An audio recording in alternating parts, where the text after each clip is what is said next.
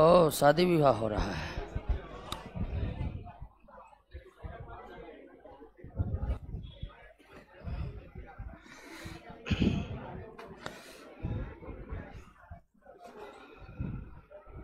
बहुत लोग शादी विवाह में चला गया है।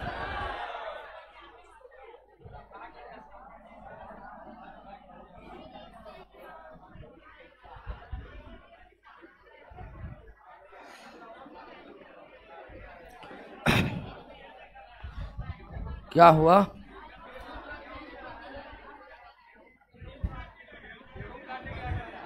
है नहीं।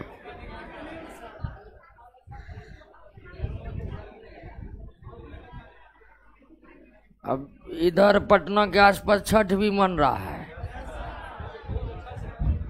ओ बहुत उसमें भी गया होगा। ठीक है, पटना में तो बहुत भीड़ था छठ में ना। ए सुनिए, हल्ला मत करिए। हम सोचे कि वैसे 2-4-5 लोग छूट गया होगा ना उसमें, तो इसमें करता होगा। लेकिन इसमें अलग नियम है। जो इस टाइम में छठ करता है वो सब बार इसी टाइम में करेगा।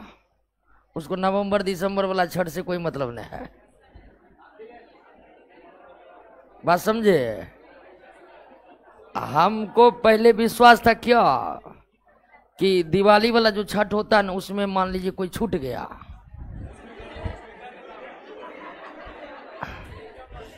तो वो इसमें करता होगा।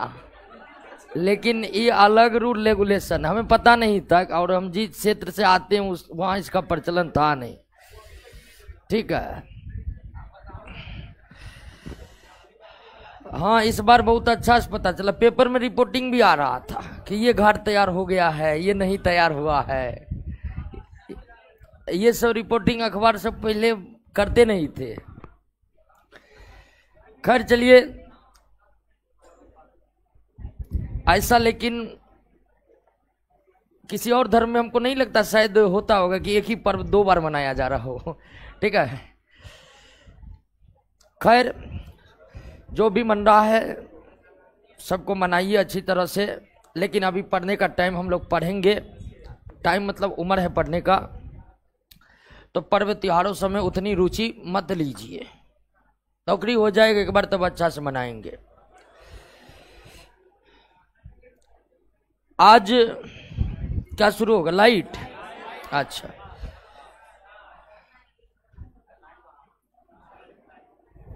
लाइट साउंड का सारा प्रश्न याद हो गया? ध्यान रखिएगा दोस्तों, चैप्टर बाय चैप्टर खत्म होते जाएगा और आप प्रश्न नहीं याद कर पाइएगा या याद होगा ही नहीं, कोई फायदा नहीं है पढ़ने का। रत्ती भर भी फायदा नहीं है। सारा दारोमदार इस पर है कि आपको प्रश्न याद हो रहा है कि नहीं हो रहा है। प्रश्नों को याद नहीं कर रहे हैं और साथ साथ याद नहीं कर रहे हैं तो आप कुछ नहीं कर सकते। जनरल कंपटीशन एग्जाम में कुछ नहीं कर सकते। सबसे हम बार बार ये रिक्वेस्ट करते हैं, चैप्टर समाप्त जैसे ही हुआ आप उसके प्रश्नों को इस तरह से याद करिए, इस तरह से याद करिए कि सबका उत्तर, सारे प्रश्न का उत्तर आपके होंठ पर हो, होंठ पर। तब जाकर रिजल्ट जो है वो अंतिम पायदान पर आपका पहुंचेगा, मेरिट लिस्ट में नाम आएगा।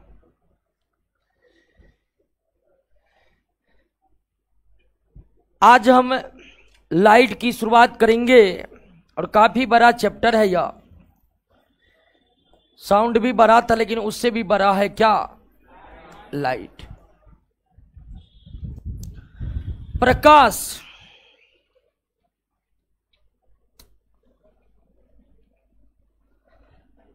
प्रकाश क्या है? तो प्रकाश एक प्रकार का ऊर्जा है। प्रकाश एक प्रकार का ऊर्जा है, एनर्जी का स्वरूप है एक। प्रकाश एक प्रकार का ऊर्जा है। प्रकाश एक प्रकार की ऐसी ऊर्जा है जिसके द्वारा हमें देखने की संवेदनाएं प्राप्त होती है। ध्यान दीजिए दोस्तों, ध्वनि एक प्रकार का ऊर्जा था जिसके माध्यम से हम सुन सकते थे, और प्रकाश एक ऐसी ऊर्जा है जिसके माध्यम से हम देख सकते हैं। मानव के आंख और प्रकाश के बीच बड़ा ही गहरा संबंध है।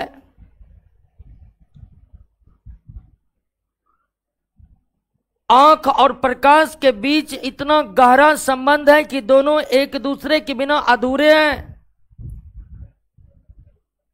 अर्थात अगर आपके पास आंख है और प्रकाश नहीं है तो फिर उस आंख का होने का कोई मतलब नहीं रह जाता। अगर आपके पास आंख है लेकिन प्रकाश ही नहीं है तो फिर उस आंख के होने का कोई मतलब नहीं रह जाता। या फिर प्रकाश है लेकिन आपके पास आंख नहीं है तो फिर उस प्रकाश का भी कोई मतलब नहीं रह जाता। यानी दोनों एक दूसरे के बिना अधूरे हैं दोस्तों।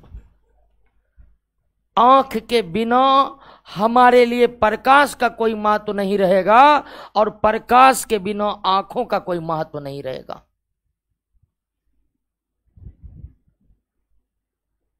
बात समझ गए ना? तो प्रकाश एक प्रकार का ऊर्जा है जिसके माध्यम से हम आंखों के द्वारा प्रकृति को देख पाते। देखने के लिए प्रकाश ऊर्जा की उपस्थिति अनिवार्य है। प्रकाश की अनुपस्थिति में आंख कुछ भी नहीं देख पाएगा। अब यहां पर एक प्रश्न उठता है कि हम कैसे साबित करें कि प्रकाश एक प्रकार का ऊर्जा है? यह किस प्रकार से साबित हो सकता है? इसको साबित करने के लिए हम ऊर्जा संरक्षण के सिद्धांत को ही ले लेते हैं।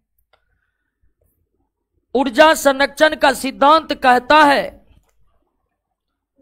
कि ऊर्जा के एक स्वरूप को ऊर्जा के दूसरे स्वरूप में क्या हो सकता है? बदला जा सकता है। ऊर्जा के एक स्वरूप को ऊर्जा के दूसरे स्वरूप में बदला जाता है। दोस्तों, जब मोमबत्ती जलती है तो क्या उत्पन्न होता है? प्रकाश। और मोमबत्ती में मोम है और मोम एक प्रकार का रासायनिक पदार्थ है, और रासायनिक पदार्थ में कौन ऊर्जा रहता है? मोम एक जटिल कार्बनिक पदार्थ है, ऑर्गेनिक कंपाउंड है जिसमें रासायनिक पदार्थ है, तो इसमें रासायनिक ऊर्जा, और इसको जलाए तो क्या उत्पन्न हुआ? इसका मतलब मोमबत्ती जलाने से मोमबत्ती का रासायनिक ऊर्जा कन्वर्ट हो रहा है किसमें? और ऊर्जा संरक्षण का सिद्धांत कहता है कि एक ऊर्जा का रूपांतरण दूसरे ऊर्जा में ही होगा। ऊर्जा संरक्षण सिद्धांत कहता है कि ऊर्जा का रूपांतरण अगर किसी और चीज में हो रहा है तो वो भी एक प्रकार का क्या है? ऊर्जा ही है। तो मोमबत्ती को जलाने से प्रकाश उत्पन्न हो रहा है, यानी कि रासायनिक ऊर्जा प्रकाश में बदल रहा है। इसका मतलब प्रकाश भी एक प्रकार का क्या है? ऊर्जा है।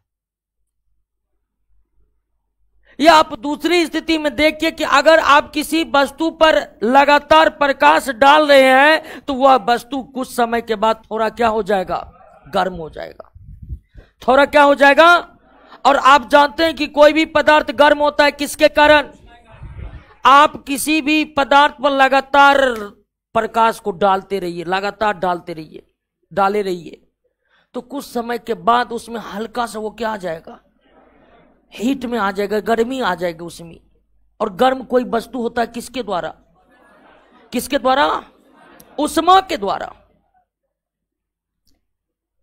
और उष्मा एक प्रकार का क्या है? ऊर्जा है। यानी प्रकाश कन्वर्ट हो रहा है किसमें? उष्मा में। इसलिए प्रकाश भी एक प्रकार का क्या है? ऊर्जा। तो प्रकाश एक प्रकार का ऊर्जा है जिसके द्वारा आंखों से हम प्रकृति को देख सकते हैं। प्रकाश कैसे एक प्रकार का ऊर्जा है, तो कोई अन्य ऊर्जा प्रकाश में बदल रहा है, इसलिए प्रकाश भी ऊर्जा है। अब प्रकाश को हम किसी और ऊर्जा में बदल सकते हैं, इसलिए प्रकाश ऊर्जा है। ये प्रकाश एक प्रकार का ऊर्जा है। इसको साबित करने के लिए हमें बहुत कुछ नहीं करना है, केवल हमें ऊर्जा संरक्षण सिद्धांत का सहायता लेना है। ऊर्जा संरक्षण सिद्धांत कहता है कि ऊर्जा को ना तो उत्पन्न किया जा सकता है, ना ही नष्ट किया जा सकता है, बस एक स्वरूप से दूसरे स्वरूप में बदला जा सकता है। यानी कि ऊर्जा को दूसरे स्वरूप में बदल दिए हैं तो वो दूसरा स्वरूप भी ऊर्जा ही है, वो दूसरा स्वरूप ऊर्जा ही है। तो जब रासायनिक ऊर्जा प्रकाश में बदल रहा है तो निश्चित तौर पर प्रकाश ऊर्जा है। अगर प्रकाश उष्मा में बदल रहा है और उष्मा ऊर्जा है तो निश्चित प्रकाश भी क्या है, ऊर्जा। क्लियर हो गया, बात समझ गए। तो प्रकाश एक प्रकार का क्या है, ऊर्जा है, जिसके द्वारा आंखों के माध्यम से हम प्रकृति को देख सकते। अगर हमें साबित करना पड़े कि प्रकाश कैसे एक ऊर्जा है तो उसे आप साबित कर दीजिएगा ना। प्रकाश को ऊर्जा साबित करने के लिए आपको ऊर्जा संरक्षण नियम की सहायता लेनी पड़ेगी, जो बताता है कि ऊर्जा एक स्वरूप से दूसरे स्वरूप में बदल सकता है। हमारा प्रकाश एक स्वरूप से दूसरे स्वरूप में बदल सकता है, जैसे रासायनिक ऊर्जा प्रकाश बन सकता है, प्रकाश उष्मा ऊर्जा में बदल सकता है। और इस बात से साबित होता है कि प्रकाश भी क्या है, ऊर्जा। लेकिन प्रकाश को हम और भी कई तरह से परिभाषित कर सकते हैं।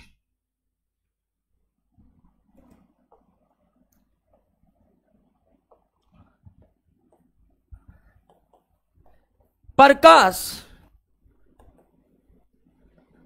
लाइट को और भी कई तरह से परिभाषित कर सकते हैं। जैसे पहला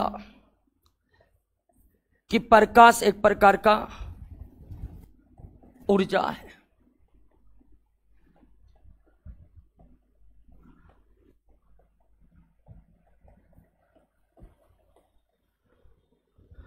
दूसरा कि प्रकाश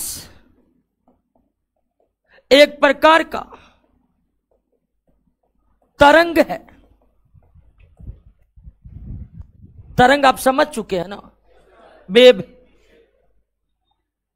प्रकाश एक प्रकार का क्या है, तरंग है, वेव है। अब तरंग दो प्रकार के होते हैं, यांत्रिक तरंग और विद्युत चुंबकीय तरंग, मैकेनिकल वेव, इलेक्ट्रोमैकेनिकल वेव। ऐसे तरंग जो केवल माध्यम ठोस द्रव गैस माध्यम में चलता उसे मैकेनिकल वेव कहते हैं। और ऐसा तरंग जो निर्वात में भी गमन करे, माध्यम में भी गमन करे, उसे विद्युत चुंबकीय तरंग कहते हैं। तो प्रकाश जो है तरंग है, लेकिन प्रकाश कैसा तरंग है, विद्युत चुंबकीय तरंग है, विद्युत चुंबकीय तरंग है, इलेक्ट्रोमैग्नेटिक वेव है। अर्थात यह बिना माध्यम का भी चल सकता है और माध्यम में भी चल सकता है। प्रकाश विद्युत चुंबकीय तरंग, इसका मतलब यह माध्यम में भी गमन कर सकता है और जहां कोई माध्यम नहीं है, वैक्यूम बना हुआ है, निर्वात बना हुआ, वहां भी चल सकता है। सूर्य से प्रकाश हमारे तक पहुंचती है तो बीच अंतरिक्ष में बहुत बड़े हिस्से में कुछ भी नहीं है, निर्वात है, फिर भी उस निर्वात से चलकर प्रकाश हमारे पृथ्वी तक आती है। तो प्रकाश एक प्रकार का क्या है, ऊर्जा है। प्रकाश एक प्रकार का क्या है, तरंग है। प्रकाश एक प्रकार का कैसा तरंग है, विद्युत चुंबकीय तरंग है। विद्युत चुंबकीय तरंग है, इलेक्ट्रोमैग्नेटिक वेव है। अब इलेक्ट्रोमैग्नेटिक वेव की विशेषता होती है कि ये निर्वात में भी चलते हैं और माध्यम में भी चलते हैं। इलेक्ट्रोमैग्नेटिक वेव की विशेषता होती है कि ये निर्वात में भी चलते हैं और माध्यम में भी चलते हैं, निर्वात में भी चलते हैं और माध्यम में भी चलते हैं। तो अगर प्रकाश विद्युत चुंबकीय तरंग है, जब ये किसी माध्यम में चलती है तो इसकी प्रकृति कैसा रहता है, अनुप्रस्थ रहता है। कैसा रहता है, अनुप्रस्थ रहता है, ट्रांसवर्स रहता है। ट्रांसवर्स बताए थे ना, जब तरंग आगे चले और माध्यम का कण ऊपर नीचे करे तो ऐसे तरंग को क्या करते हैं? अनुप्रस्थ तरंग। अनुप्रस्थ तरंग और प्रकाश एक विद्युत चुंबकीय तरंग है, लेकिन जब प्रकाश किसी ठोस या द्रव या गैसीय माध्यम में गमन करता है तो ठीक उसी प्रकार गमन करता है जिस प्रकार कौन गमन करता है? अनुप्रस्थ तरंग गमन करता है। पीछे अंधेरा का है जी।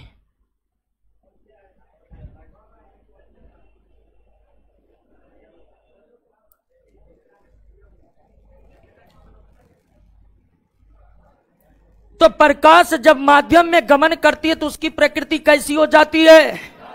अनुप्रस्थ हो जाती है। ध्वनि अनुदैर्घ्य था, प्रकाश अनुप्रस्थ था। ध्वनि निर्वात में गमन नहीं करता था, प्रकाश निर्वात में गमन करता है। ध्वनि यांत्रिक तरंग था, प्रकाश विद्युत चुंबकीय तरंग है। लेकिन अभी जो आप जाने कि प्रकाश एक प्रकार का तरंग है, शुरुआत में वैज्ञानिकों को यह अंदाजा नहीं लगा था कि प्रकाश एक प्रकार का तरंग है। आप जानते हैं कि प्रारंभ में वैज्ञानिकों ने प्रकाश को तरंग के रूप में व्याख्या नहीं किया था। शुरुआत में वैज्ञानिकों ने कहा था कि प्रकाश छोटे छोटे कणों के बंडलों से, छोटे छोटे कणों के बंडलों से मिलकर बना है। प्रकाश छोटे छोटे कणों के बंडल से मिलकर बना हुआ है और इन छोटे छोटे कणों के बंडल को हम क्या कहते हैं? क्या कहते हैं? फोटोन कहते हैं। क्या कहते हैं? फोटोन कहते हैं। शुरुआत में वैज्ञानिक ने यह बताया कि छोटे छोटे महीन महीन कण के बंडल के रूप में प्रकाश चलता है और उस कणों के बंडल को क्या कहते हैं? फोटोन कहते हैं। यानी कि शुरुआत में वैज्ञानिक ये साबित किए कि प्रकाश छोटे छोटे कणों से मिलकर बना है। प्रकाश छोटे छोटे कणों से मिलकर बना है। लेकिन बाद के समय में वैज्ञानिक ने यह बताया कि नहीं, प्रकाश एक प्रकार का क्या है? तरंग है, तरंग है। लेकिन शुरुआत में वैज्ञानिक ने तो प्रकाश के बारे में बता दिया कि प्रकाश छोटे छोटे कणों से मिलकर बना है, लेकिन आगे चलकर इन्हें वैज्ञानिक ने क्या साबित किया? तरंग। लेकिन दोस्तों, प्रकाश जो तरंग, जिस दिन तरंग ये साबित हो गया कि प्रकाश तरंग है, उसके साथ साथ ये गलत नहीं हुआ कि प्रकाश जो है ये कण है, कण से बना हुआ नहीं है। बात को समझे कि नहीं समझे? जिस दिन ये साबित हो गया कि प्रकाश तरंग है, वेव है, तो आप सोचिएगा उसी दिन ये मान लिया गया कि ये गलत है, प्रकाश कणों से मिलकर नहीं बना है, ये गलत मान लिया होगा। लेकिन ऐसा बिल्कुल भी नहीं हुआ। अगर आप वर्तमान में बात करिएगा तो वर्तमान में वैज्ञानिक समुदाय मान लिया है कि प्रकाश जो है वह दोहरी प्रकृति की होती है। प्रकाश में कुछ गुण ऐसा है जो साबित करता है कि प्रकाश कण से मिलकर बना है, और कुछ गुण ऐसा है जिससे साबित होता है कि प्रकाश तरंग है। अगर वर्तमान समय में बात करिएगा दोस्तों, तो वर्तमान समय में यह साबित हुआ है कि वर्तमान समय में वैज्ञानिक ये माने कि प्रकाश की प्रकृति क्या होती है? दोहरी। प्रकाश दोहरी प्रकृति की होती है, मतलब ये किसकी तरह व्यवहार करती है? कण के समान भी व्यवहार करती है। और यानी प्रकाश कभी कभी इस तरह के फिनोमेना दर्शाते हैं, प्रकाश कभी कभी इस तरह के घटना को दर्शाते हैं, जिससे साबित होता है कि प्रकाश छोटे छोटे कणों से मिलकर बना है। लेकिन प्रकाश कभी कभी इस तरह के घटना को अंजाम देते हैं, जिससे साबित होता है प्रकाश कणों से मिलकर नहीं बल्कि प्रकाश तरंग से मिलकर बना है। प्रकाश कुछ घटना को इस तरह से अंजाम देते हैं जो साबित करता है कि प्रकाश छोटे छोटे कणों से मिलकर बना है। लेकिन वही प्रकाश कुछ ऐसे भी घटनाओं को अंजाम देते हैं जिससे साबित होता है प्रकाश कणों से मिलकर नहीं बल्कि प्रकाश तरंग से मिलकर बना है। और वर्तमान के वैज्ञानिक कहते हैं कि प्रकाश दोहरी प्रकृति को होती है, ये कण के समान भी व्यवहार करती है, ये तरंग के समान भी व्यवहार करती है, ये कण के समान भी व्यवहार करती है और तरंग के समान व्यवहार करती है। लेकिन सवाल है कब प्रकाश कण के समान व्यवहार करेगा और कब प्रकाश तरंग के समान व्यवहार करेगा। ये तो बात समझ गए कि आधुनिक वैज्ञानिक प्रकाश को दोहरी प्रकृति का मानते हैं और दोहरी प्रकृति के मानने के पीछे उचित कारण है, ये प्रूव्ड बात है। उदाहरण के लिए हम एक घटना के बारे में पढ़ेंगे, व्यतिकरण, इंटरफेरेंस ऑफ लाइट। प्रकाश व्यतिकरण के घटना को अंजाम देती है, वो सिर्फ इस बात से साबित होगा कि प्रकाश क्या है, तरंग। लेकिन वहीं प्रकाश परावर्तन के घटना को भी अंजाम देती है, जो इस बात से साबित होगा कि प्रकाश क्या है, कण।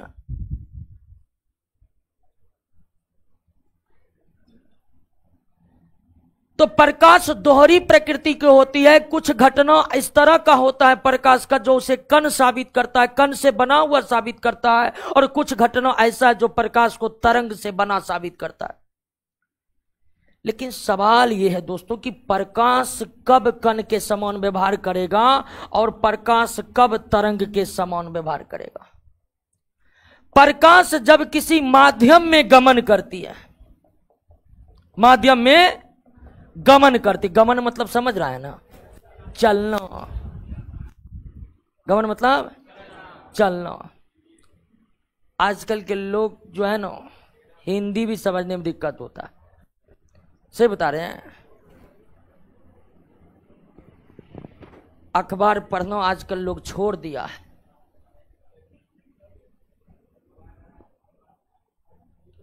एक समय तक तैयारी करने से पहले अखबार खरीदना सिखाया जाता था।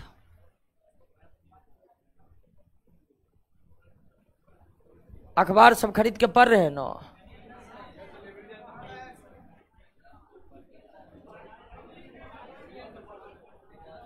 अखबार खरीद कर पढ़िए, बार बार हम कह रहे हैं अखबार खरीद कर पढ़िए, आपको परीक्षा में 1 या 2 नंबर ज्यादा बनेगा।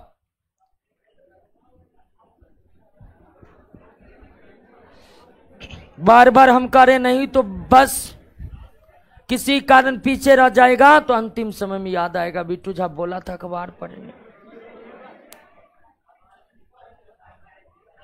दोस्तों सबसे हाथ जोड़कर रिक्वेस्ट है, अखबार पढ़िए, अखबार पढ़िए।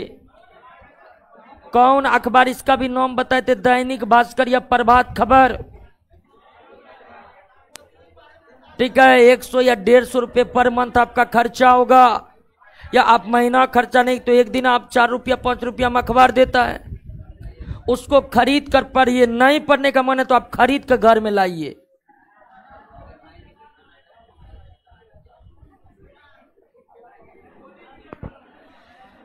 और ध्यान दीजिए, प्रकाश जब किसी माध्यम में गमन करती है, प्रकाश जब किसी माध्यम में गमन करती है तो वो किस तरह का व्यवहार करती है, तरंग के समान। प्रकाश जब किसी माध्यम में गमन करती है तो वो किस तरह का व्यवहार पेश करती है, तरंग के समान व्यवहार करती है। और जब पदार्थ के साथ अन्योन क्रिया करती है, अन्योन क्रिया मतलब म्यूचुअल इंटरेक्शन, जैसे प्रकाश इस बोर्ड पर पड़ेगा तो प्रकाश इस बोर्ड को जो ठोकर मारेगा वो किस तरह के व्यवहार के साथ, कण के व्यवहार के साथ। तो प्रकाश जब किसी पदार्थ के साथ अन्योन क्रिया करते हैं, एक दूसरे से मिलते हैं, म्यूचुअल इंटरेक्शन करते हैं, तब वो किस तरह के व्यवहार को दर्शाते हैं, कण के समान व्यवहार को दर्शाते हैं। जब किसी माध्यम में गमन करते हैं तब, यानी गमन करते वक्त तरंग, रिएक्शन करते वक्त कण, क्लियर हो गया? बात समझ गए? कोई दिक्कत नहीं ना? आइए दोस्तों, हम देख लेते हैं कि क्या क्या हम अब तक समझे हैं। प्रकाश एक प्रकार का ऊर्जा है जिसके माध्यम से हम आंखों के द्वारा किसी वस्तु को देख पाते हैं। हमारे आंख और प्रकाश के बीच बड़ा गहरा संबंध है। दोनों एक दूसरे के बिना कार्य नहीं कर सकते। अगर आंख है लेकिन प्रकाश नहीं है तो फिर आंख का कोई मतलब नहीं है, और अगर आंख है लेकिन प्रकाश नहीं है तो फिर आंख का भी कोई मतलब नहीं है। बात समझे कि नहीं समझे? एक दूसरे के बिना दोनों अधूरे हैं। अगर आपको देखना है तो उसके लिए आंख और प्रकाश एक साथ चाहिए। तो प्रकृति ने आंखों और प्रकाश को बीच बहुत ही गहरा रिश्ता कायम किया है। आंखों के माध्यम से प्रकृति को हम केवल प्रकाश के माध्यम से देख सकते हैं। प्रकाश एक प्रकार का ऊर्जा है जिसके द्वारा हम आंखों से प्रकृति को देख सकते हैं। लेकिन यह कैसे साबित होगा कि प्रकाश एक प्रकार का ऊर्जा है? तो प्रकाश को ऊर्जा साबित करने के लिए आप ऊर्जा संरक्षण सिद्धांत का इस्तेमाल कर सकते हैं। प्रकाश ऊर्जा इसलिए है कि कोई अन्य ऊर्जा प्रकाश में बदल सकता है। प्रकाश ऊर्जा इसलिए है कि प्रकाश को किसी अन्य ऊर्जा में बदल सकते हैं। अगर हम व्यापक अर्थों में प्रकाश को देखें तो प्रकाश एक प्रकार का क्या है? ऊर्जा है। प्रकाश एक प्रकार का क्या है? तरंग है। प्रकाश कैसा तरंग है? विद्युत चुंबकीय तरंग। प्रकाश जब माध्यम में चलती है तो उसकी प्रकृति कैसी होती है? और प्रकाश तरंग के साथ साथ शुरुआत में वैज्ञानिक ने यह प्रतिपादित किया कि प्रकाश छोटे छोटे कणों के बंडल से मिलकर बना हुआ है, और प्रकाश छोटे छोटे कणों के बंडल से मिलकर बना हुआ। उस कणों के बंडल को क्या कहते हैं? फोटोन कहते हैं। वर्तमान समय में वैज्ञानिक ने क्या माना कि प्रकाश दोहरी प्रकृति की होती है। कण के समान भी व्यवहार प्रदर्शित करता है और तरंग के समान भी व्यवहार प्रदर्शित करता है। प्रकाश तरंग के समान व्यवहार कब प्रदर्शित करेंगे? प्रकाश तरंग के समान कब व्यवहार प्रदर्शित करेंगे? पदार्थ कण के समान कब व्यवहार प्रदर्शित करेंगे? क्लियर हो गया? बात समझ गए? अब हमारे लाइफ में जो प्रकाश सबसे आम है वो है सूर्य का श्वेत प्रकाश। पृथ्वी के जीवन के लिए, इस पृथ्वी पर सजीवों के जीवन के अस्तित्व को बचाए रखने के लिए जिस प्रकाश का महत्व सर्वाधिक है वो कौन प्रकाश है? सूर्य का श्वेत प्रकाश है। लेकिन दोस्तों हमें यह समझना है यहां पर कि प्रकृति में जो प्रकाश सर्वाधिक है, प्रकृति में जिस प्रकाश का महत्व सबसे ज्यादा है, प्रकृति का वो प्रकाश जो जीवन पर इस पृथ्वी पर सजीवों के जीवन को बचाए रखने के लिए अनिवार्य है, वे श्वेत प्रकाश केवल एक प्रकाश नहीं है। वे श्वेत प्रकाश केवल एक प्रकाश नहीं है बल्कि कई रंगों के प्रकाश का क्या है? मिश्रण है।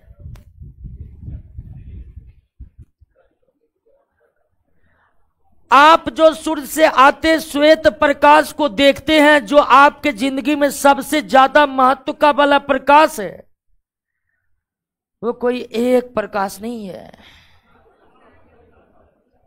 श्वेत प्रकाश केवल एक प्रकाश नहीं है बल्कि वे कई रंगों के प्रकाश का क्या है? मिश्रण है।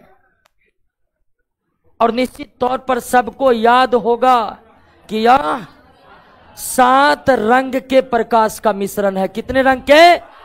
7 रंगों के प्रकाश का मिश्रण है। सूर्य से जो श्वेत प्रकाश आ रहे हैं वे 7 अलग अलग रंगों के प्रकाश से मिलकर बना प्रकाश। वे 7 अलग अलग रंग के प्रकाश कौन है जो श्वेत प्रकाश को बना रहे हैं? इसको अलग से पढ़ेंगे दोस्तों।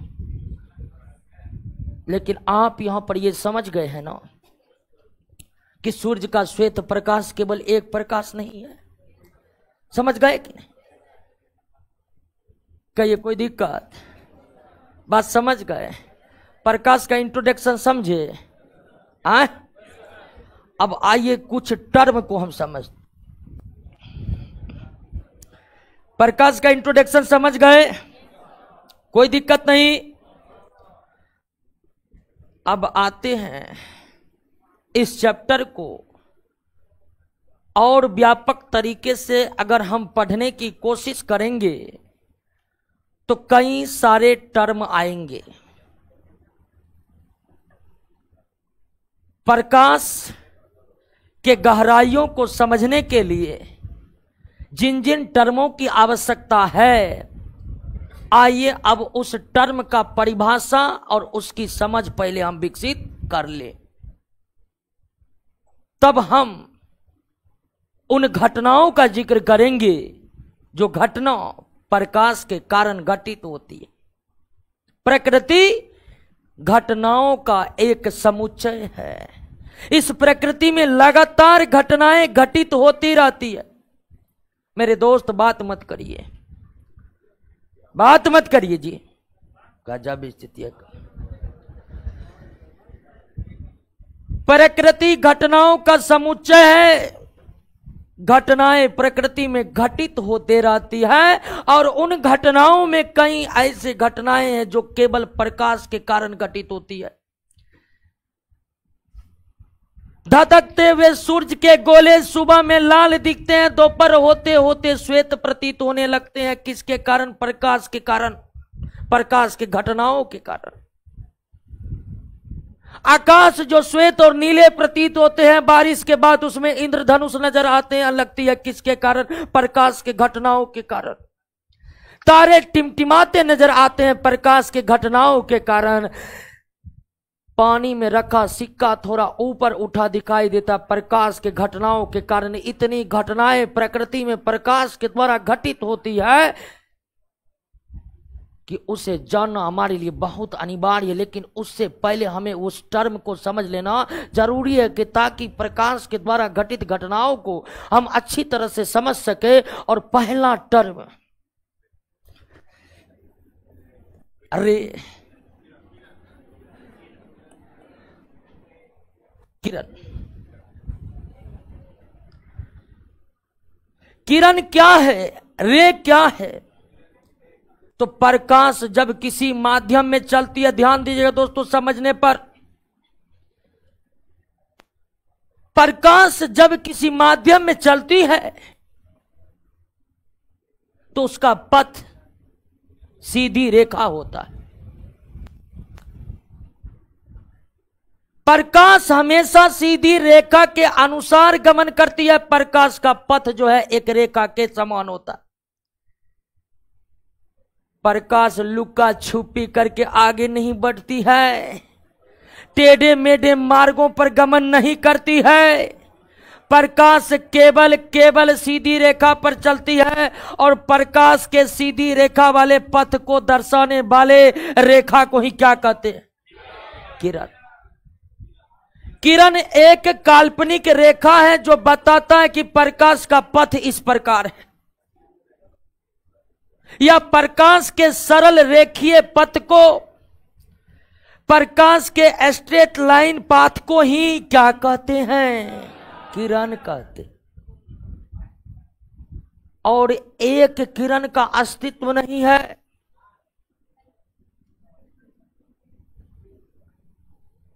एक किरण का अस्तित्व नहीं है। एक किरण केवल हम कॉपी पर, बोर्ड पर ही बना सकते हैं, वास्तव में उसका कोई अस्तित्व है ही नहीं। किरण का इस्तेमाल हम प्रकाश के पथ को दर्शाने के लिए करते हैं। तो आप किरण को दो प्रकार से परिभाषित कर सकते हैं। पहला, प्रकाश के सरल रेखीय पथ को दर्शाने के लिए जिस रेखा का इस्तेमाल किया जाता है उसे क्या कहते हैं? किरण। या प्रकाश जिन सीधी मार्ग से होकर गमन करते हैं उस मार्ग को दर्शाने के लिए जिस रेखा का इस्तेमाल करते हैं उसे क्या कहते हैं? जैसे हम ये लाइन खींच दी और ये किरण है, इसका मतलब है प्रकाश इधर जा रहा है। और अगर हम इस तरह का लाइन खींच देंगे इसका मतलब प्रकाश इधर नहीं इधर जा रहा है। तो प्रकाश का दिशा अगर बताना है तो उसके लिए आपको एक स्ट्रेट लाइन की जरूरत होगी, और वो स्ट्रेट लाइन जो प्रकाश की दिशा बता रहा हो उसे आप क्या बोलिएगा? किरण बोलिएगा। लेकिन वास्तविकता में एक किरण का कोई अस्तित्व नहीं है। सिर्फ ये हम प्रकाश के मार्ग को दर्शाने के लिए प्रदर्शित करते हैं। क्लियर हो गया? कोई दिक्कत नहीं।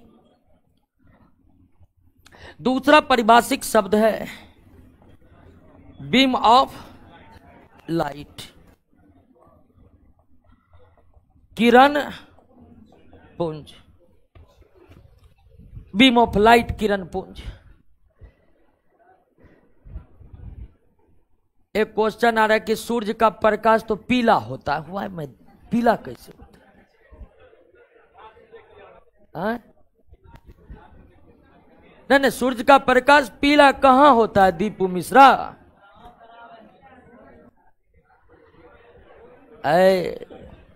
मिश्रा जी मजाक कर रहे हैं। बीम ऑफ लाइट, किरण पुंज क्या है?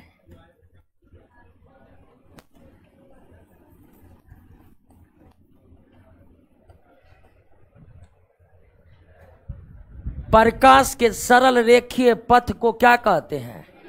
किरण। किरणों के समूह को क्या कहते हैं? किरण पुंज कहते हैं।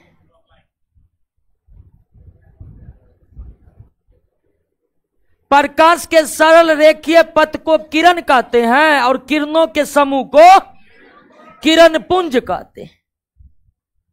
और वास्तविकता यह है दोस्तों कि आप जितने भी प्रकाश को देखते हैं वास्तव में आप प्रकाश के किरण पुंज को देखते हैं।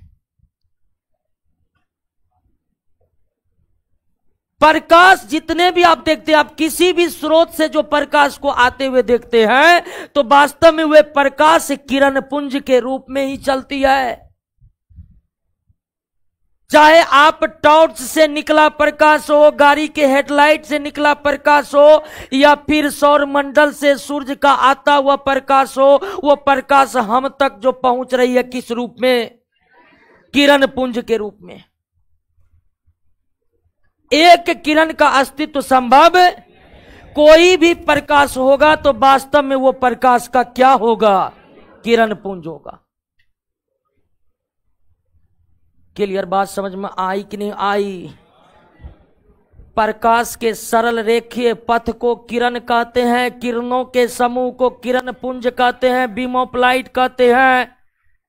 और प्रकृति में जहां कहीं भी प्रकाश है उसमें प्रकाश जो है वो किस रूप में है? किरण पुंज। जैसे टॉर्च से प्रकाश आ रही है, आप ये भी कह सकते हैं कि टॉर्च से बीम आ रही है, यानी किरण पुंज आ रही है। अब जैसे बोल सकते हैं कि टॉर्च से प्रकाश हमारे तरफ आ रहा है, आप इसी लाइन को इस तरह से भी बोल सकते हैं, टॉर्च से प्रकाश का किरण पुंज हमारे तरफ आ रहा है। या अंग्रेजी में टॉर्च से प्रकाश का बीम हमारे तरफ आ रहा है। सूर्य से प्रकाश पृथ्वी पर आ रहा है, इसी को दूसरा बात बोल सकते हैं कि सूर्य से प्रकाश का किरण पुंज पृथ्वी पर आ रहा है। जहां भी प्रकाश है वो किस रूप में है? किरण पुंज के रूप में है। एक किरण का कहीं पर अस्तित्व नहीं है और यह संभव भी नहीं है। Any problem? अब जो ये किरण पुंज है दोस्तों, तीन प्रकार के हो सकते हैं। भिन्न भिन्न प्रकाश स्रोत से निकले प्रकाश का किरण पुंज कितने प्रकार के हो सकते हैं? तीन प्रकार के हो सकते हैं।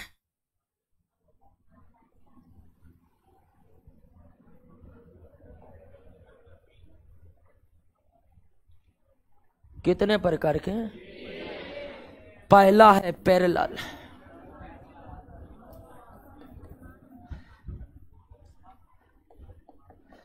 समांतर किरण पुंज।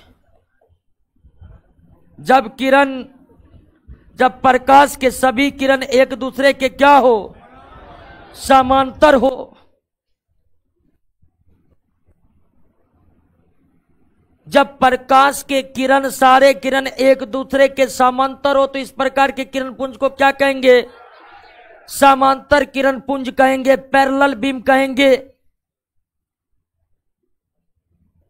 और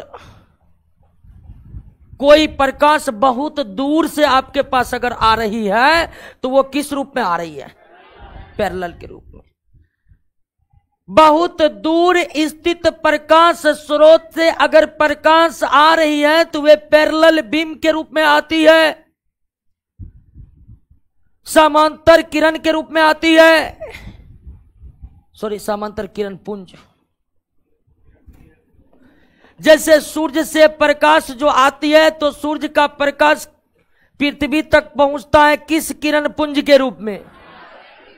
चंद्रमा का प्रकाश पृथ्वी तक पहुंचता है किस किरण पुंज के रूप में? अनंत पर स्थित किसी प्रकाश स्रोत का प्रकाश पहुंचता है किस किरण पुंज के रूप में? तारों का प्रकाश अगर पृथ्वी के वातावरण में आ रहा है किस किरण पुंज के रूप में? दूर स्थित किसी भी प्रकाश स्रोत से प्रकाश हम तक अगर आ रही है किस किरण पुंज के रूप में? क्लियर हो गया? बात को समझ गए? दूसरा है कन्वर्जेंट बीम, यानी अभिसारी। कन्वर्जेंट बीम यानी सभी दिशाओं से आता किरण जब एक बिंदु पर मिल जा, जब एक बिंदु पर, तो इस प्रकार के किरण को क्या कहते हैं? कन्वर्जेंट बीम कहते हैं। जब भिन्न भिन्न दिशा में आ रहा किरण सारे किरण एक ही बिंदु पर अटक जाए, एक ही बिंदु पर मिल जाए, जब भिन्न भिन्न दिशाओं में आ रही, जब भिन्न भिन्न दिशाओं से आ रही प्रकाश की किरणें किसी एक बिंदु पर आकर मिल जाती है तो ऐसे प्रकाश के पुंज को, ऐसे किरण पुंज को क्या कहेंगे? इसका नाम है कन्वर्जेंट। कन्वर्जेंट। हालांकि इस तरह के किरण पुंज का उदाहरण हमारे पास न के बराबर है। जैसे आपको बताए कि सूर्य, तारे, चंद्रमा का जो प्रकाश आता है किस किरण पुंज के रूप में? पैरेलल। लेकिन इस तरह का किरण पुंज का उदाहरण प्रकृति में न के बराबर है। आर्टिफिशियल ही हम इस तरह के किरण पुंज का निर्माण कर सकते हैं। क्या बोले? हाँ, वहां पर भी एक एग्जांपल ले सकते हैं कि सारा किरण पुंज एक छिद्र पर आकर एकत्रित होकर छिद्र से बाहर निकल रहा है, तो सारा चारों तरफ से प्रकाश आकर एक छिद्र पर एकत्रित हुआ है तो निश्चित तौर पर वहां पर एक कन्वर्जेंट बीम का निर्माण हो जाएगा। बस समझ गए? दूसरा, तीसरा डाइवर्जेंट बीम।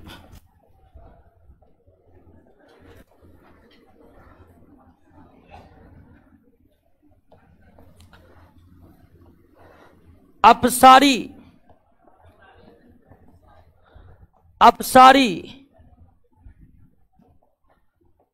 किरण पुंज। अपसारी किरण पुंज एक बिंदु से निकला प्रकाश की किरणें जब भिन्न भिन्न दिशाओं में फैल जाए तो इस तरह के किरण पुंज को क्या कहेंगे? अपसारी कहेंगे या फिर डाइवर्जेंट कहेंगे। टॉर्च से निकला प्रकाश, कार के हेडलाइट से निकला प्रकाश किस तरह का बीम होता है? डाइवर्जेंट। होता है कि नहीं होता है? टॉर्च भी जलाते हैं तो कुछ इस तरह से वे प्रकाश को फैलाता है कि नहीं? गाड़ी के हेडलाइट से जो प्रकाश निकालता है वो इस तरह से फैलता है कि नहीं? तो जब एक बिंदु स्रोत से प्रकाश निकलकर चारों दिशाओं में फैलने लगे तब इस प्रकार के किरण पुंज को क्या कहेंगे? क्लियर? बात समझ गए? तो किरण पुंज कितने प्रकार के? 3 प्रकार के। समांतर किरण पुंज, अभिसारी और अपसारी। क्लियर हो गया? एक बार फिर से समझिए।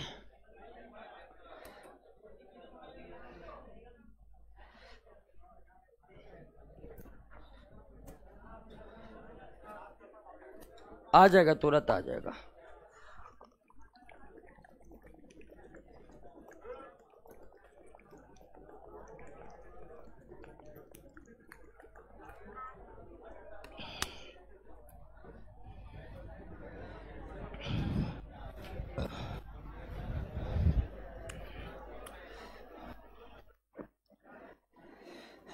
ध्यान दीजिए।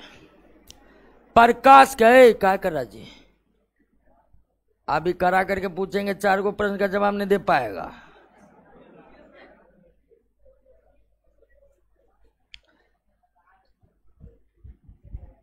प्रकाश के सरल रेखीय पथ को क्या कहते हैं? किरण। वास्तव में किरण का कोई अस्तित्व होता, सिर्फ हम पथ को दिखाने के लिए कॉपी पर या बोर्ड पर इस तरह के लाइन खींच के दिखाते हैं। किसको? किरण को। किरण बनाने का एकमात्र उद्देश्य है कि हम प्रकाश के पथ को बता सके कि वो किधर से किधर जा रही है। किरणों के समूह को क्या कहते हैं? जितने भी प्रकाश हम देखते हैं वास्तव में वो क्या है? किरण पुंज है। कोई भी प्रकाश जो हमारे पास आ रही है वो लाखों करोड़ों अनंत किरणों से बनी हुई है। लाखों करोड़ों क्या, इन्फिनिटिव किरणों से बने प्रकाश को ही क्या कहते हैं? किरण पुंज या किरणों के समूह को क्या कहते हैं? और किरण पुंज कितने प्रकार के? 3 प्रकार के। और 3 प्रकार के किरण पुंज को याद रखने का बहुत जरूरत है नहीं, नाम से ही पता लगा लीजिएगा। पैरेलल में पैरेलल है, कॉन्वर्जेंट में एक बिंदु पर आकर मिल जाती है, डाइवर्जेंट में एक बिंदु से बिखर जाती है, एक बिंदु से बिखर जाती है। यहां पर याद रखना है कि अगर कोई प्रकाश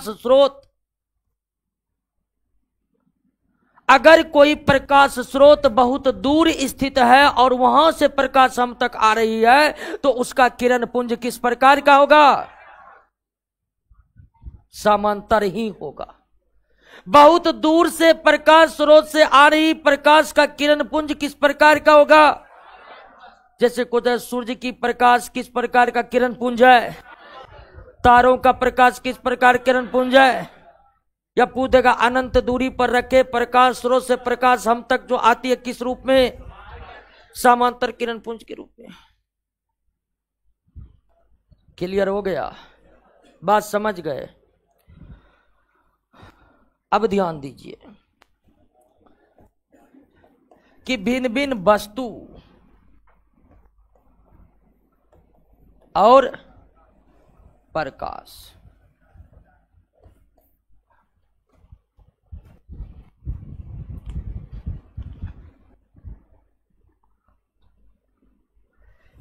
भिन्न भिन्न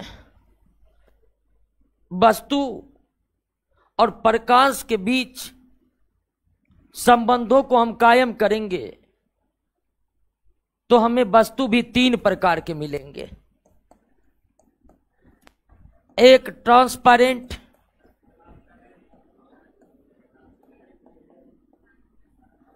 पारदर्शी, दूसरा ट्रांसलूसेंट,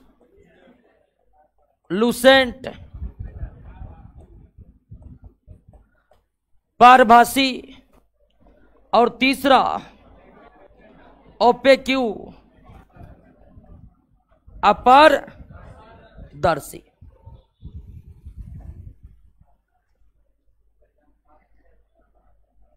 भिन्न भिन्न वस्तु और प्रकाश के बीच उनके संबंधों को जब हम खोजने लगेंगे तो वस्तु भी हमें तीन प्रकार के मिलेंगे, पारदर्शी, पारभासी, अपारदर्शी।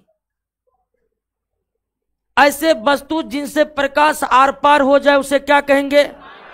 पारदर्शी। ऐसे वस्तु जिनसे प्रकाश आर पार हो जाए उसे हम क्या कहेंगे? पारदर्शी। उदाहरण के लिए कांच, कांच के आर पार प्रकाश हो जा रहा है तो कांच क्या है? पारदर्शी।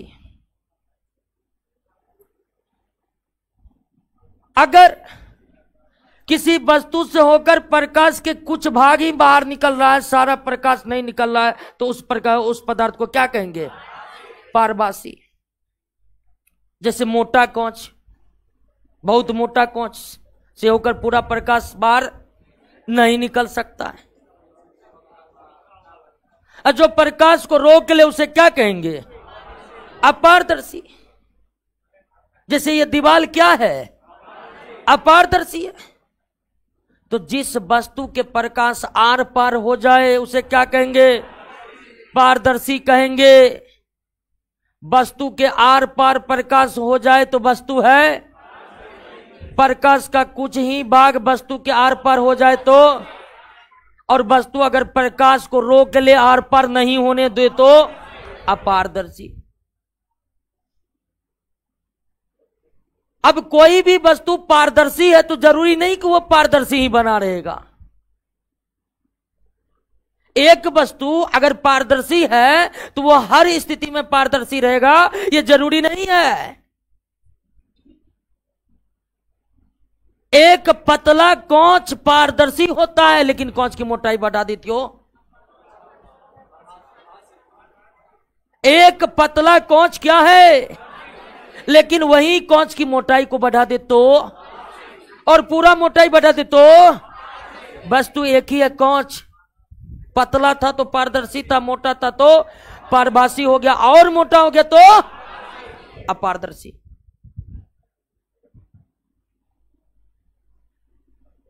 क्लियर? बात समझ गए? कोई दिक्कत नहीं ना?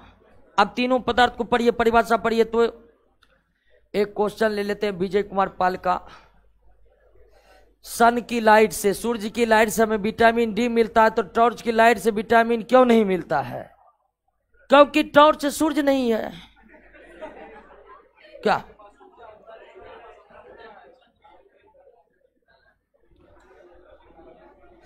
क्वेश्चन है कि सूर्य के प्रकाश से हमें विटामिन डी मिलती है, तो टॉर्च के प्रकाश से क्यों नहीं मिलती है? तो टॉर्च के प्रकाश से विटामिन डी इसलिए नहीं मिलती है क्योंकि टॉर्च सूर्य नहीं है, टॉर्च टॉर्च है। फिर भी आप समझिए कि सूर्य के प्रकाश में जो विशेष प्रकार की ऊर्जा होती है वह टॉर्च के प्रकाश में उसका अभाव होता है। सूर्य का प्रकाश नाभिकीय संलयन के द्वारा बनता है, टॉर्च का प्रकाश बैटरी के द्वारा बनता है। और भी कई अंतर हैं।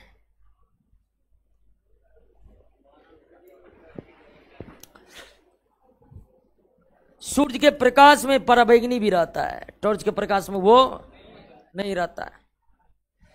क्लियर हो गया? अच्छा, लुमिनियस और नॉन लुमिनियस बॉडी के बारे में आप पढ़ लीजिए, हमको नहीं लगता उसमें कोई दिक्कत होगा।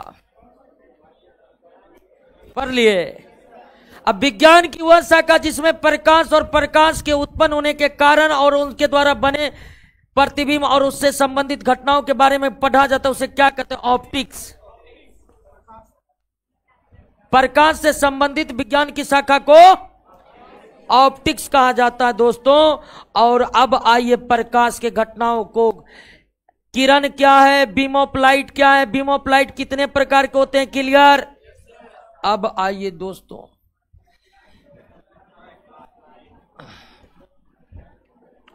रिफ्लेक्शन ऑफ प्रकाश का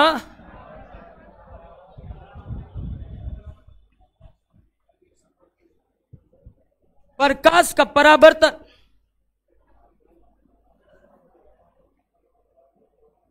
प्रकाश का परावर्तन क्या है,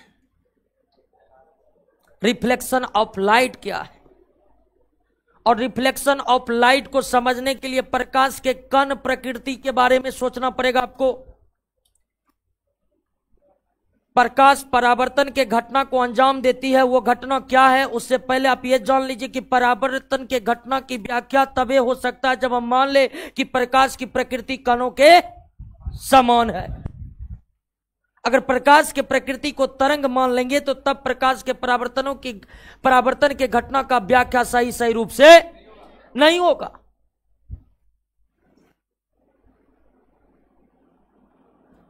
जब प्रकाश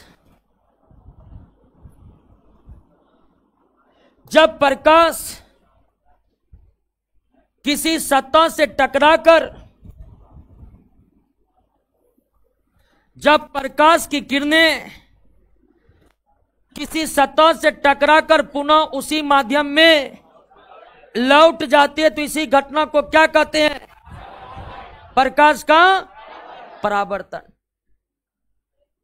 टकराकर लौटना ही क्या है, परावर्तन। जब प्रकाश की किरणें किसी अपारदर्शी परत से टकराती है, क्योंकि पारदर्शी रहेगा तो आर पार हो जाएगा। अगर परत पारदर्शी, टकराने वाला सतह पारदर्शी होगा तो आपको परावर्तन की घटना देखने को नहीं मिलेगी। अगर परत पारभासी होगा फिर भी ठीक से आपको परावर्तन की घटना देखने को, हालांकि पारभासी होगा तो परावर्तन की घटना घटेगा लेकिन पूरी तरह से स्पष्ट नहीं हमें दिखाई पड़ेगा, उसका अवलोकन हम स्पष्ट तरीके से नहीं कर पाएंगे। क्योंकि पारभासी में भी प्रकाश का अधिकांश भाग क्या होता है, आर पार हो जाता है। तो जब प्रकाश, ध्यान दीजिएगा, जब प्रकाश किसी अपारदर्शी सतह से टकराकर उसी माध्यम में लौट जाती है, उसी माध्यम, जैसे कि हवा से प्रकाश आ रहा था, टकराकर हवा में लौट गया, तब इसी घटना को क्या कहते हैं, परावर्तन। कुछ है परावर्तन में, टकराकर उसी माध्यम में लौट जाना ही क्या है, परावर्तन है। क्लियर हो गया। अब परावर्तन जो है उसके लिए कुछ शर्त है, या आप कह सकते हैं परावर्तन दो तरह से हो सकते। परावर्तन कितने तरह से, दो तरह से। एक है आपका समतल अपारदर्शी सतह, और दूसरा है, ठीक है, रफ अपारदर्शी परत। इन दोनों सतह से टकराकर प्रकाश का परावर्तन संभव है। प्रकाश यहां टकराएगा और इस तरह टकराकर उसी माध्यम में लौटेगा। प्रकाश इस तरह टकराएगा, प्रकाश इस तरह लौटेगा। तो प्रकाश का परावर्तन समतल अपारदर्शी सतह से टकराने के उपरांत भी होता है, और प्रकाश का परावर्तन उबर खाबर अपारदर्शी परत से टकराकर भी होता है। लेकिन इस तरह का परावर्तन एक निश्चित नियम के अधीन होता है। इस तरह का जो परावर्तन होता है वो निश्चित नियमों के अधीन होता है, लेकिन इस तरह के पर्यावरण में किसी नियम का पालन नहीं होता है। बात को समझे कि नहीं समझे, कि प्रकाश जब समतल अपारदर्शी सतह से टकराता है, प्रकाश जब समतल अपारदर्शी सतह से टकराता है तो उसका परावर्तन निश्चित नियमों के अधीन होता है, और इस तरह के परावर्तन को क्या कहते हैं, नियमित परावर्तन। लेकिन जब उबर खाबर सतह से टकराकर प्रकाश का परावर्तन होता है तो यहां कोई नियम का पालन, और इस तरह के परावर्तन को क्या कहते हैं? क्या कहते हैं? अनियमित परावर्तन। क्लियर? बात समझे कि ना? तो परावर्तन भी कितने प्रकार के? नियमित परावर्तन और नियमित परावर्तन किस स्थिति में संभव है? जब प्रकाश टकराए या प्रकाश की किरणें टकराए समतल अपारदर्शी सतह से, और जब प्रकाश रफ उबर खाबर सतह से टकराता है तब जो परावर्तन होता है उसे क्या कहते हैं? अनियमित परावर्तन। नियमित परावर्तन नियमों के अधीन होती है, अनियमित परावर्तन में कोई नियम कानून का पालन नहीं होता है। नियमित परावर्तन नियमों के अधीन होती है, अनियमित परावर्तन में किसी भी प्रकार के नियम का पालन नहीं होता, किसी भी प्रकार के नियम का पालन नहीं होता है।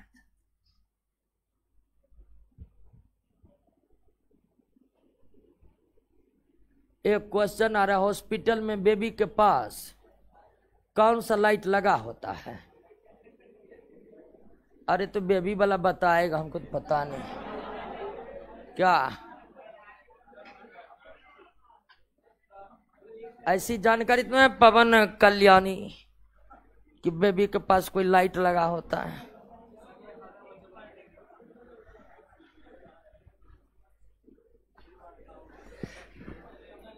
क्लियर हो गया? परावर्तन समझे? टकरा कर लौटना ही क्या है? परावर्तन। परावर्तन होने के लिए शर्त यह है कि प्रकाश जिस सतह से टकराए वह सतह पारदर्शी होनी चाहिए, अपारदर्शी? अपारदर्शी। क्या पारदर्शी सतह से टकराकर परावर्तन नहीं होगा? बिल्कुल नहीं होगा, क्योंकि पारदर्शी टकराव से टकरा कर लौटेगा प्रकाश तो उसके आर पार चला जाएगा। बात समझे कि नहीं समझे? नियमित परावर्तन अनियमित परावर्तन समझे? किस प्रकार का परावर्तन नियमों के अधीन होता है? क्या? दो प्रकार के परावर्तन, नियमित और समतल सतह से टकराएगा तो नियमित, उबर खाबर सतह से टकराएगा तो अनियमित। तो हम पूछ रहे थे कौन से परावर्तन नियमों के अधीन होता है? नियमित परावर्तन होता है। अब सवाल है कि नियमित परावर्तन कितने नियमों के अधीन होता है? तो नियमित परावर्तन दो नियमों के अधीन होता है, या आप कह सकते हैं कि परावर्तन के दो नियम है। परावर्तन के, लेकिन वे केवल किस परावर्तन के? नियमित परावर्तन के। अब यह है दोस्तों समतल अपारदर्शी सतह, समतल अपारदर्शी सतह जिसे टकरा कर लौट गया है और परावर्तन हो गया है। और ये जो किरणें जो समतल अपारदर्शी से टकरा रही है, ये कौन किरण है? आपतित किरण। और टकरा कर जो किरण लौट रही है वो कौन है? कौन है? जो किरणें आ रही है वो, टकरा कर जो लौट रही है परावर्तित किरण। Ray of incidence, ray of reflection. जो किरणें टकराती है समतल अपारदर्शी सतह से वो क्या है? टकरा कर जो लौटती है वो। क्लियर हो गया? बात समझ गए? तो पहला नियम है, और यहां पर एक खींच देते हैं परपेंडिकुलर लाइन, जिसको क्या कहते हैं? अभिलंब, अंग्रेजी में नॉर्मल। तो पहला नियम क्या है परावर्तन का? परावर्तन का पहला नियम है कि आपतित किरण का बिंदु, अभिलंब का बिंदु, अब परावर्तित किरण का बिंदु एक ही है, अलग अलग नहीं है। जिस बिंदु पर आपतित किरण टकरा रही है उसी बिंदु से परावर्तित किरण निकल रही है और उसी बिंदु पर अभिलंब गिरा है। आपतित किरण का बिंदु, परावर्तित किरण का बिंदु, अभिलंब का बिंदु एक ही है या एक ही तल में होते हैं, एक ही प्लेन में होते हैं। ऐसा नहीं कि आपतित किरण का बिंदु अलग है, परावर्तित किरण का अलग है, अभिलंब का अलग है, ऐसा कुछ नहीं, तीनों एक ही बिंदु पर है। समझे पहला नियम? कोई दिक्कत? अब ध्यान दीजिए दोस्तों, पहला नियम तो समझ गए ना कि आपतित किरण का बिंदु, परावर्तित किरण का बिंदु, अभिलंब, वो तीनों अलग अलग है कि एक ही है? एक ही है। वेरी गुड दोस्तों, एक ही है। अब यह प्रतीक, आपतित किरण और अभिलंब के कोण को कहते हैं आपतन कोण। आपतित किरण और अभिलंब के बीच के कोण को कहते हैं आपतन कोण। परावर्तित किरण और अभिलंब के बीच के कोण को कहते हैं, क्या कहते हैं? Angle of reflection, angle of incidence. आपतित किरण और अभिलंब के बीच के कोण को आपतन कोण, परावर्तित किरण और अभिलंब के बीच के कोण को परावर्तन कोण। और दूसरा नियम है कि ये कोण अगर थीटा है तो ये कोण भी थीटा होगा। यानी आपतन कोण परावर्तन कोण के क्या होगा? बराबर होगा। एक नियमित परावर्तन में आपतन कोण परावर्तन कोण के क्या होते हैं? लेकिन आपतन कोण परावर्तन कोण का निर्माण अनियमित परावर्तन में भी होता है, लेकिन अनियमित परावर्तन में न तो पहले रूल का पालन होता है न ही दूसरे रूल का पालन होता है। क्लियर हुआ? बात को समझे? कोई दिक्कत नहीं ना? अब सवाल है, नियमित परावर्तन देख लिए, दो नियम समझ गए कि आपतित किरण का बिंदु, परावर्तित किरण का बिंदु, अभिलंब का बिंदु एक ही है या एक ही तल में है। दूसरा नियम है आपतन कोण परावर्तन कोण का मान क्या होता है? अगर आपतन कोण 60 डिग्री है, परावर्तन कोण भी क्या होगा? 60 डिग्री होगा।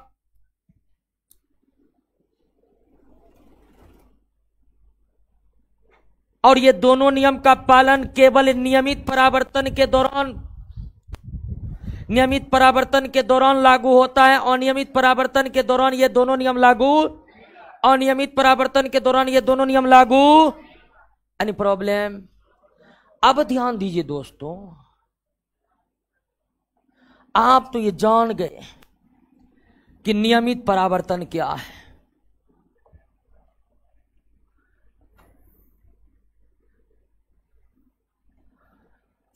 अगर प्रकाश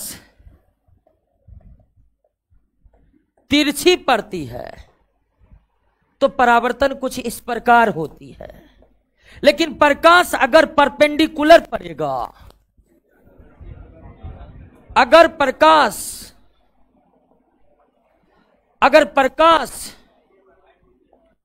परपेंडिकुलर पड़ेगा तब क्या होगा?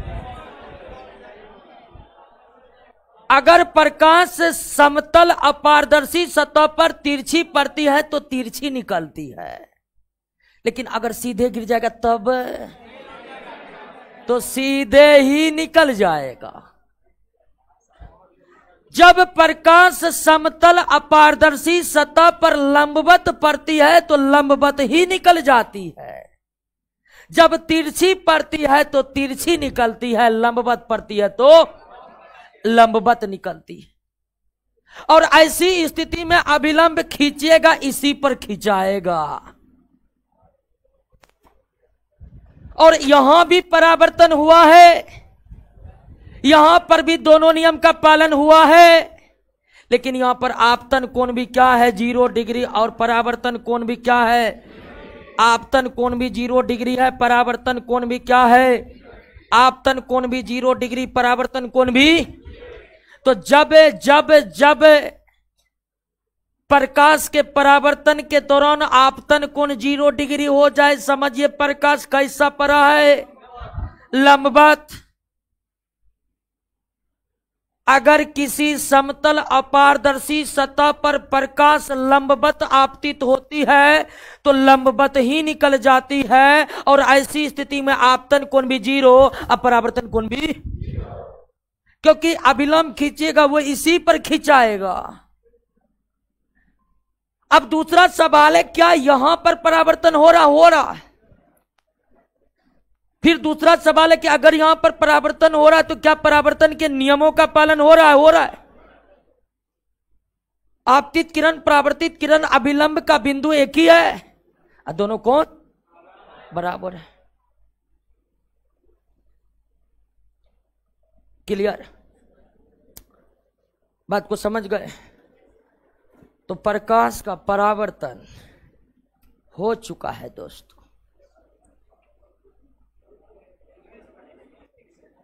और परावर्तन के घटना के कारण क्या क्या घटित होती है। तो परावर्तन के घटना के कारण प्रतिबिंब बना करते हैं। क्या बना करते हैं? प्रतिबिंब। प्रतिबिंब बनाने की घटना का आप छोड़ दीजिए, अगले क्लास में ही जिक्र करेंगे दोस्तों। क्या चलिए, शुभम कुमार सर आप क्यों नहीं क्वेश्चन का डिस्कशन कराते हैं? दोस्तों क्वेश्चन का डिटेल डिस्कशन अवेलेबल करा देते, उसमें कोई दिक्कत तो होनी नहीं चाहिए। सिलेबस समाप्त होने में बहुत लेट लग जा रहा था। स्टूडेंट पहले निकलने दीजिए इन लोग को। डिस्कशन करना इसलिए छोड़ दिए कि सिलेबस समाप्त होने में बहुत लेट लग रहा था, तो विद्यार्थी का ही डिमांड था कि थ्योरी करने के बाद लगभग क्वेश्चन बना ही लेते हैं, कुछ में दिक्कत होता है तो उसके लिए वीडियो क्लास अवेलेबल करा दी जाए। तो वीडियो क्लास हम अवेलेबल कराते हैं, उसमें डिटेल डिस्कशन रहता है। शुभम कुमार एक बार आपको देखिए उसको।